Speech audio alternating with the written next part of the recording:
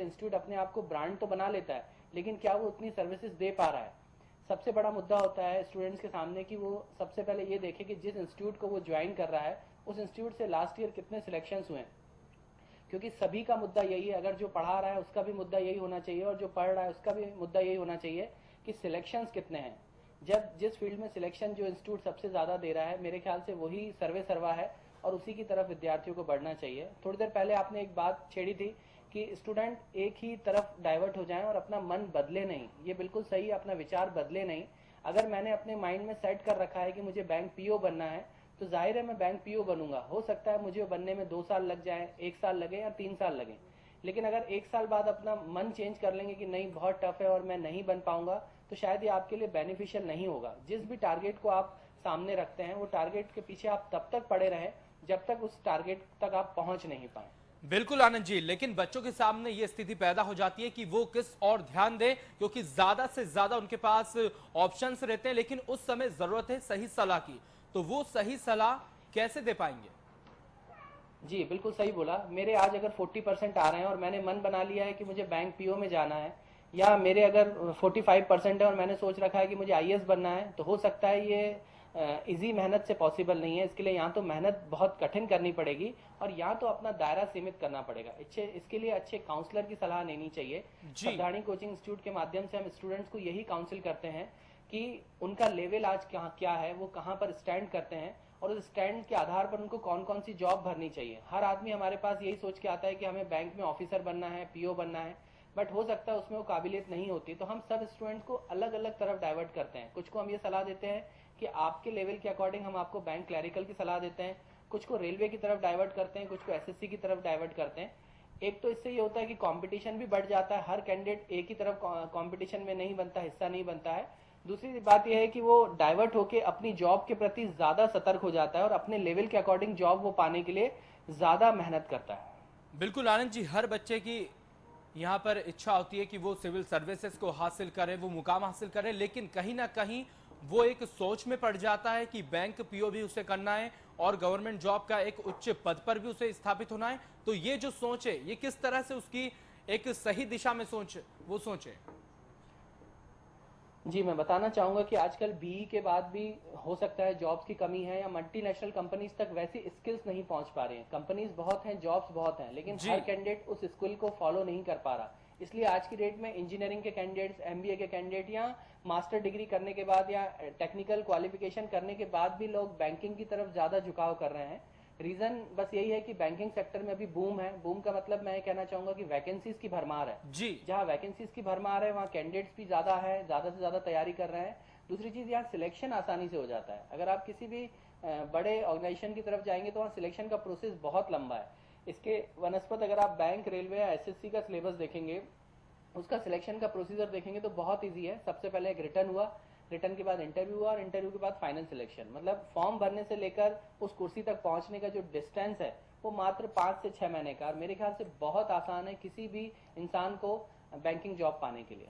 जी आनंद जी, अनामिका दीक्षित जो कि स्टूडेंट है वो हमारे साथ फोन लाइन पे जुड़ चुकी है, उनके कुछ सवाल होंगे। जी अनामिका, कहिए आपके क्या सवाल है? हाँ जी, मैंने अभी 12th के एग्जाम दिए हैं मैथ साइड से। तो मैं ये जानना चाहती हूँ कि अगर हम बैंकिंग के लिए प्रिपरेशन करते हैं तो हमको सबसे ज्यादा स्कोरिंग सब्जेक्ट कौन सा लेके चलना चाहिए जिससे हम अच्छे से रिजल्ट पा सकें? जी आनंद जी। जी अनामिका जी, आपने जो क्वेश्चन बोला बहुत अच्छा क्वेश्चन है, लेकिन थोड़ी सी आपने गलती कर दी इसमें। आपने बोला आप 12th पास हैं, बिल्कुल 12th के बाद आप बैंक में state bank of India clerk के लिए फाइट कर सकती हैं, रेलवे के लिए कर सकती हैं, एसएससी के लिए कर सकती हैं। अब यहाँ पर आपने एक बात थोड़ी सी गलत बोली कि हम किस सब्जेक्ट में स्कोरिंग करें। तो मैं आपको बताना चाहूंगा कि यहाँ पर कॉम्पिटिटिव एग्जाम्स में कोई भी सब्जेक्ट स्पेसिफाई नहीं होता है कि आप रीजनिंग में अगर वीक हैं और मैथ्स में आपने अच्छा कर लिया तो हो सकता है, या आप इंग्लिश में वीक हैं और आपने रीजनिंग अच्छा कर लिया, ऐसा नहीं होता। यहाँ पर इंडिविजुअली कट ऑफ होता है हर सब्जेक्ट का अलग अलग। जितना आपको पासिंग मार्क्स मैथ्स के लिए चाहिए, हो सकता है उतने ही रीजनिंग के लिए, इंग्लिश के लिए, जनरल अवेयरनेस के लिए चाहिए। इसलिए आप केवल एक सब्जेक्ट के बेस पर ये सोच नहीं सकते कि एक सब्जेक्ट अगर मेरा स्ट्रांग हो जाएगा तो मैं पास हो जाऊंगी। ये आपकी सोच गलत है। आपको हर सब्जेक्ट की बकायदा अलग अलग मेहनत करनी पड़ेगी और हर सब्जेक्ट में इंडिविजुअली अपना कट ऑफ निकालना पड़ेगा, तभी आप किसी जॉब को प्राप्त कर पाएंगे। जी आनंद जी, आपसे ये भी जानना चाहेंगे कि बैंक पीओ, रेलवे, एसएससी, इनकी तैयारी के लिए सबसे ज्यादा रुझान दिखते हैं, क्या कारण है इसके और कितने चांसेस हैं इन फील्ड में? जी, मैं बताना चाहूंगा कि सरकारी नौकरी कोई भी हो, उसकी तरफ कैंडिडेट्स का रुझान होता है। रीजन केवल इतना ही है कि सरकारी नौकरी सरकारी होती है और प्राइवेट नौकरी प्राइवेट होती है। सरकारी नौकरी में टाइम का कोई बाउंडेशन नहीं होता कि इतने बजे तक आपको रोकेंगे। सरकारी नौकरी में कोई टारगेट नहीं होता। सरकारी नौकरी में ये नहीं होता कि आप काम नहीं करेंगे तो आपको सैलरी नहीं मिलेगी, या ये नहीं होता कि आप अगर इतना टारगेट पूरा नहीं करेंगे तो आपकी सैलरी कम कर दी जाएगी। सरकारी नौकरी का आज भी चार्म है। मैं मानता हूं कि मल्टीनेशनल कंपनीज या प्राइवेट कंपनीज से सैलरी कम है सरकारी नौकरी में, लेकिन जॉब की सिक्योरिटी है, स्टेबिलिटी है, अपने शहर में रुक के आप नौकरी कर सकते हैं, और बहुत सारी ऐसी चीजें हैं जो सरकार अपनी तरफ से प्रोत्साहित करने के लिए अपने स्टाफ को देती है। तो मेरे हिसाब से सरकारी नौकरी बहुत अच्छी है, और इसी सरकारी नौकरी को अच्छी चीजों के कारण लोगों का रुझान भी इस पर बढ़ गया है। लोग धीरे धीरे मल्टीनेशनल कंपनीज, प्राइवेट कंपनीज को छोड़कर बैंकिंग सेक्टर में, रेलवेज में या सरकारी नौकरी में आ रहे हैं। मैं आपको ताज्जुब वाली बात बताऊंगा कि सावधानी कोचिंग इंस्टीट्यूट में आज जितना भी क्राउड है, उस क्राउड का 70% क्राउड वो लोग हैं जो टेक्निकल एजुकेशन के हैं, या तो बीई कर चुके हैं या एमबीए कर चुके हैं, या कुछ ऐसे हैं जो मल्टीनेशनल कंपनी या प्राइवेट सेक्टर में जॉब करने के बाद 2-2, 3-3 साल का एक्सपीरियंस छोड़ के आज गवर्नमेंट सेक्टर के लिए फाइट कर रहे हैं। तो मेरे हिसाब से आज की डेट में बैंकिंग सेक्टर या रेलवेज या किसी भी गवर्नमेंट सेक्टर से अच्छा कोई ऑप्शन नहीं है। जी आनंद जी, अगर कंपटीशन का दौर दिन पर दिन बढ़ता ही जा रहा है, और आपने एक जैसे शुरुआत में ही हमने वो चर्चा की थी आपसे कि ऑप्शंस को भरमार है, कोचिंग इंस्टीट्यूट बहुत सारे आ गए, लेकिन बच्चा कहीं ना कहीं अच्छी कोचिंग को भी चूज करने में वो विचलित हो जाता है।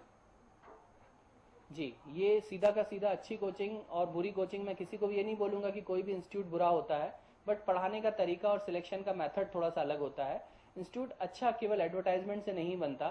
थोड़ी देर पहले अभी मेरी एक भाई साहब से चर्चा हो रही थी, उन्होंने बोला एक बहुत बड़ा इंस्टीट्यूट है, उसने कैटरीना से अपना एडवर्टाइजमेंट कराया और होर्डिंग लगा दिया। तो मैं आपसे बताना चाहूंगा कि कैटरीना कैफ कहाँ पर है और इंस्टीट्यूट कहाँ पर है।